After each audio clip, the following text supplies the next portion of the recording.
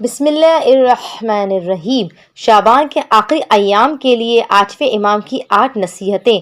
زیادہ دعا کرو۔ 2 بہت زیادہ استغفار کرو۔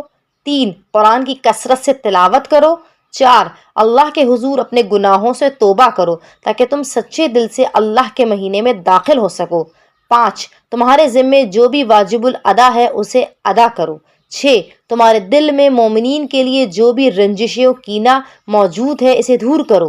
7 وہ گناہ چھوڑ دو جس میں تم مبتلا ہو اور تقوی اختیار کرو اور ہر حالت میں خدا پر بھروسہ رکھو۔ 8 اس مہینے کے باقی دنوں میں یہ ذکر بہت زیادہ پڑھو۔ اللہم ان لم تکن غفرت لنا فیما مضی من شعبان واغفر لنا فیما بقی منہ۔ خدایا اگر تو نے شعبان کے پچھلے دنوں میں ہمیں معاف نہیں کیا تو اس مہینے کے باقی دنوں میں ہمیں بخش دے۔ صلی اللہ علی محمد وآل محمد فعجل فرجہم بحوالہ کتاب عیون الاخبار امام رضا علیہ السلام، وصلی اللہ علی محمد وآل